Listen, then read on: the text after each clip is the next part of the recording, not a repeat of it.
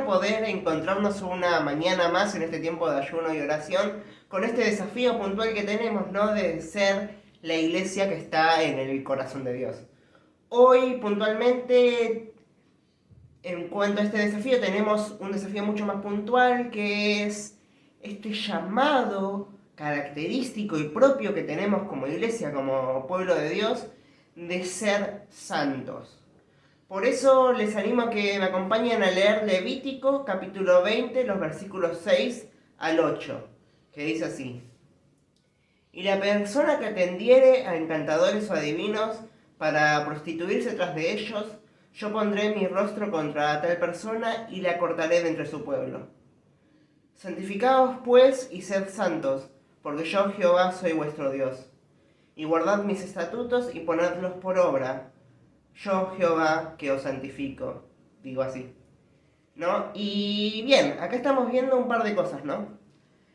Vemos que está este desafío a ser santos que nace de la propia identidad y del propio llamado de Dios hacia su pueblo. Dice: yo Jehová que soy santo les mando a que ustedes sean santos. La santidad es la esencia del pueblo de Dios, ¿no? ¿Cómo entendemos santidad sin dar muchas vueltas para explicar este concepto? Santidad es estar apartado para algo, con una razón, ¿no? Ser tiene que ver con, a veces podemos entender que tiene que ver con conceptos tales como la elección, ¿no? En Efesios 1 vamos a ver: yo los predestiné con un propósito para que sean como el Hijo, sean santos, ¿no? Y esta santidad tiene que ver con esto, ¿no? Somos apartados para cumplir este propósito puntual que Dios preparó de antemano para cada uno de nosotros, ¿no? Y este propósito puntual está apartado, este apartamiento que tenemos, no tiene que ver con un apartamiento físico de agarrar y entrar en una burbuja y alejarse de todo el mundo, ¿no? Para entender este concepto ahora vamos a ir volviendo a estas ideas que encontramos en Levítico, pero para entender este concepto me parece bastante relevante ir a la oración a la última oración de Jesús por sus discípulos, ¿no? Allá en Juan 17, que va a decir: no te pido que los saques del mundo, pero sí que los guardes, ¿no? Y que los santifiques en tu verdad, que tu palabra es la verdad, ¿no? De vuelta, vemos esto, ¿no? No es que estamos apartados físicamente del mundo, sino que convivimos y nos relacionamos constantemente con personas que no creen lo mismo, pero esta esencia, que es la que nos tiene que caracterizar como pueblo, como iglesia, es la santidad. Y eso implica destacar de alguna manera, destacar en no mezclarse con estas prácticas que encontrábamos al principio de este pasaje de Levítico, ¿no? Encantadores, adivinos, ¿no? Ya vemos esta restricción tajante, ¿no? De yo no puedo mezclarme con estas cosas, yo no puedo transar con estas cosas. Directamente, no es que, deja abierta la puerta, deja abierta la posibilidad, y dice: con esto sí, ya directamente no te mezcles porque va totalmente en contra de tu identidad como hijo mío, como pueblo. Y vamos a ver qué dice esto, ¿no? Dice: yo pondré mi rostro contra tal persona contra la que se mezcle y trance con estas actitudes. Esto no tiene que ver con la idea de Dios conscientemente odia a las personas y las rechaza, ¿no? Tiene que ver con la propia incompatibilidad lógica que se da entre la santidad y el pecado, lo puro y lo contaminado, ¿no? Dios es santo y no hay doblez en él, no hay nada contaminado, nada impuro en él, ¿no? Y no puede, no es compatible de ninguna forma con el pecado. Y de la misma forma, o sea, si nosotros empezamos a vivir en eso, no es que, digamos, Dios nos va a rechazar directamente, pero vamos a encontrar esta falta de compatibilidad total y eso, el simple hecho de eso es lo que hace que Él voltee su rostro, ¿no? ¿Quién es el que se podrá acercar a Dios? Y el que es santo y puro de corazón. Vamos a encontrar en Hebreos, ¿no? Y lo otro que dice es no solo que va a apartar su rostro, sino que lo cortaré de su pueblo, ¿no? Lo cortaré de su pueblo lo que implica es perder la propia esencia, ¿no? O sea, si la esencia del pueblo es la santidad, cuando el pecado entra y nos roba esa esencia, nos roba eso que nos hace únicos, eso va a implicar que dejamos de ser lo que fuimos llamados a ser. Vamos a encontrar en el Sermón del Monte la luz que se guarda en la colina deja de alumbrar y deja de cumplir su función. Digo, la luz que sale de la colina y es guardada y puesta debajo de la mesa es la que deja de alumbrar y pierde su función. La sal que pierde su sabor deja de ser sal. No sirve para nada, solo sirve para ser pisoteada, ¿no? Y es lo mismo que pasa con nosotros. Este llamado a la santidad, lo que encontramos en Hebreos, lo que nos marca es, este es el camino y tenemos que seguirlo. Y encontramos que la forma de seguirlo es estar bastante relacionada con lo que venimos trabajando desde el ayuno anterior, ¿no? Los últimos 21 días de ayuno fueron con el objetivo de afirmarnos en la palabra de Dios, conocer a la palabra y conocer al Dios de la palabra.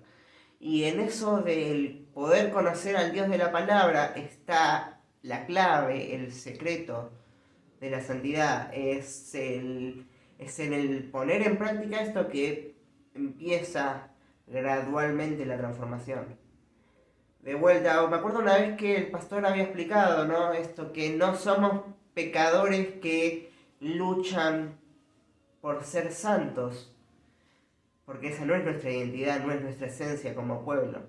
Somos santos que luchamos con el pecado. El pecado no nos define, sino que lo que nos define es lo que Jesús hizo. El llamamiento, dice que Él nos llamó de las tinieblas a su luz admirable para que como luz brillemos. Y ese es el secreto. Eso es lo que estamos llamados a hacer. Y de vuelta, para eso tenemos que ser bastante tajantes con algunas cosas. No todos luchamos con distintos pecados, pero vemos que la palabra de Dios, en cuanto al ocultismo y lo que tiene que ver con inmoralidad sexual, como nos están explicando en los devocionales anteriores, no podemos ni siquiera pensarlo, ¿no? O sea, es bastante tajante la Biblia en cuanto a eso. Pero es la verdad y es su palabra la que cuando la empezamos a poner en práctica y no simplemente escucharla, que empieza esta transformación. Y cuando empezamos a caminar en cuanto a eso es cuando verdaderamente vivimos nuestra identidad como hijos, vivimos nuestra identidad como pueblo. Porque el pueblo de Israel fue llamado para eso también, la iglesia fue llamada para eso. Y entonces de vuelta a esto, obedecer la palabra, no solo estudiarla, sino obedecerla. No ser solo oidores, porque dice que el oidor se olvida de quién era, ¿no? Después de mirarse en el espejo va a decir Santiago. Pero nosotros no nos podemos olvidar quiénes son y no nos podemos olvidar quién nos llamó.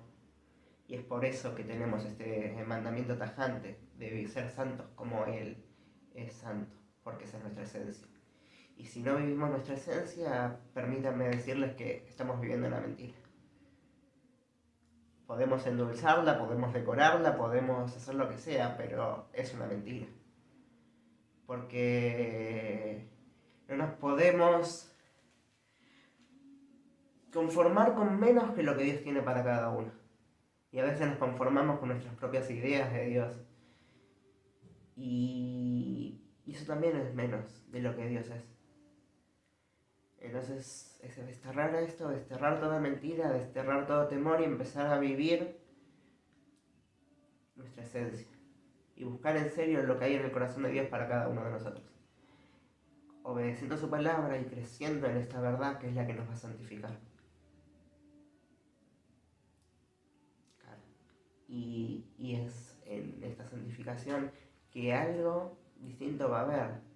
Moisés, después de bajar del